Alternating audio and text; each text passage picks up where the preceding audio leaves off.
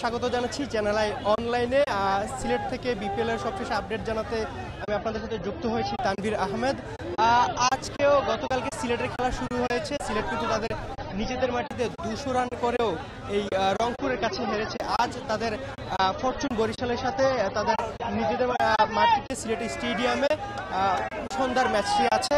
সেই খেলা দেখার জন্য সিলেটে টিকিটের জন্য দর্শকরা দীর্ঘ লাইনে দাঁড়িয়েছে।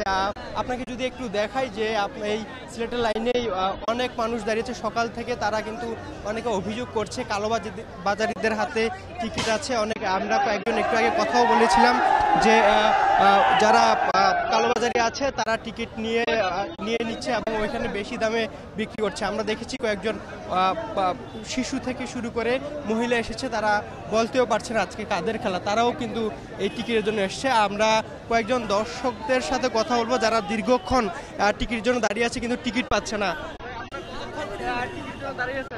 ভাই সকালে ঘুম থেকে উঠছি, মুখ ধুইছি এখনো, তারপরেও দেখো উবাত 6টার সময় আইছি, এখনো উবাত লাইনো আপনার না, এখনো পাই নাই।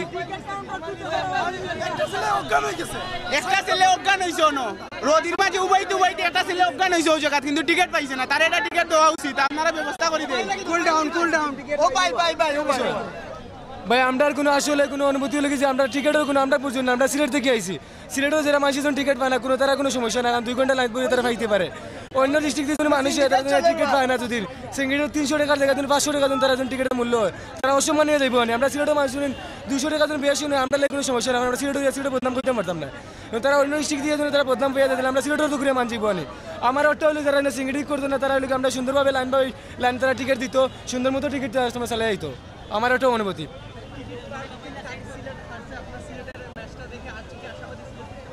জি ইনশাআল্লাহ, আমরা তো আইসি, আমরা আইসি সিলেটের খেলা দেখতাম, সিলেট জিততো, আমরা সাপোর্ট দিবার লাগে আইসি। আমরা ফার্স্ট হলে আমরা ভালো একটা অনুভূতি নিয়ে জিততাম পারতাম, আমরা অনুভূতি। দর্শক শুনছিলেন একজন দর্শকের, যিনি হচ্ছে টিকিট সকাল থেকেই এদিকে দাঁড়িয়ে আছে কিন্তু টিকিট পাচ্ছে না এবং শত কষ্টের পরেও এই রোদের মধ্যে দাঁড়িয়ে তারা টিকিটের জন্য অপেক্ষা করছে। তারা আশা করছে যে টিকিট পেয়ে তারা খেলা দেখবে, তাদের পছন্দের দলের খেলা দেখবে এবং সিলেট তাদের নিজেদের মাটিতে এবারের সিজনে প্রথম জয় তুলে নিবে। আমরা এখন কয়েকজন দর্শকদের সাথে আবার একটু কথা বলার চেষ্টা করব। আমরা অনেক সময় ধরে অপেক্ষা করতেছি কিন্তু টিকিট পাইতেছি না। দেখা গেছে যে 200 টাকা টিকিট 300 টাকা করে বেচতেছে। আর আমরা যে বিপিএল খেলা দেখতে আসি, এই বিপিএল সৌন্দর্য হয়েছে মানে দর্শক, কিন্তু দর্শকদের কিন্তু সুযোগ সুবিধা করে দেওয়া হইতেছে না। কারণ দর্শক হয়েছে সৌন্দর্য, দর্শক যদি না দেখে তাহলে কিন্তু খেলতে মজা লাগবে না। তাই আমাদেরকে মানে সুযোগ করে দিতে হবে। তাই বিপিএল কর্মকর্তাকে আমাদের উদারত আহ্বান রইল যে আমাদেরকে যা মানে সুন্দর সুশৃঙ্খলভাবে যাতে আমরা খেলা দেখতে পারি, সেই আমাদেরকে সিস্টেম করে দিতে হবে।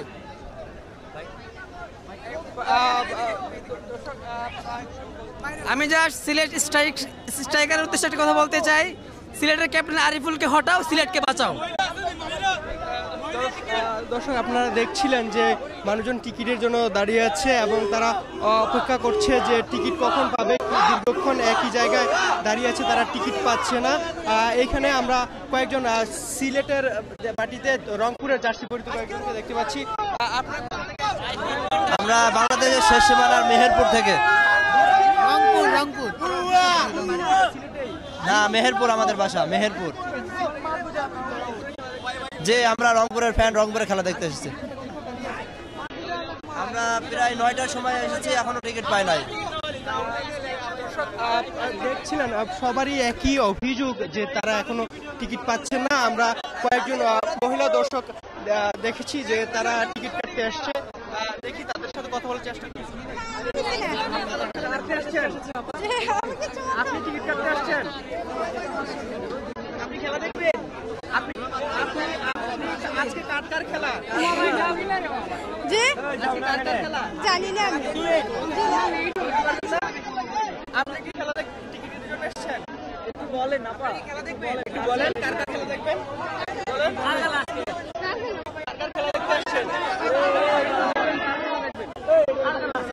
জানি না টিকিট করতে আসছে।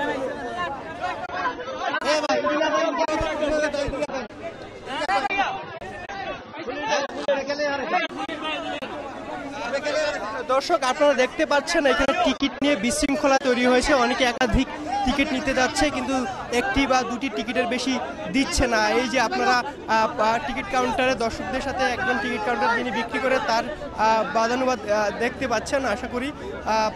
দর্শক, এই যে আজকে সিলেট যদিও শীতকাল, কিন্তু এই সিলেটে অনেক বেশি রোদ। এই রোদের মধ্যে দাঁড়িয়ে থাকতে ঘন্টার পর ঘন্টা দাঁড়িয়ে থেকে দর্শকরা টিকিট পাচ্ছে না এবং তাদের টিকিটের জন্য সেই রোদের মধ্যে দাঁড়িয়ে অপেক্ষা করতে হচ্ছে এবং তাদের অভিযোগ যে কালোবাজারিরা টিকিটটা হাতিয়ে নিয়েছে এবং সেই টিকিট তারা এখন পর্যন্ত কাটতে পারছে না। আমরা যদি দেখাই যে রাস্তা লাইন পেরিয়ে রাস্তা পর্যন্ত টিকিটের জন্য লাইন চলে গিয়েছে, সেখান থেকে তারা টিকিটের জন্য এখনো অপেক্ষা করছে।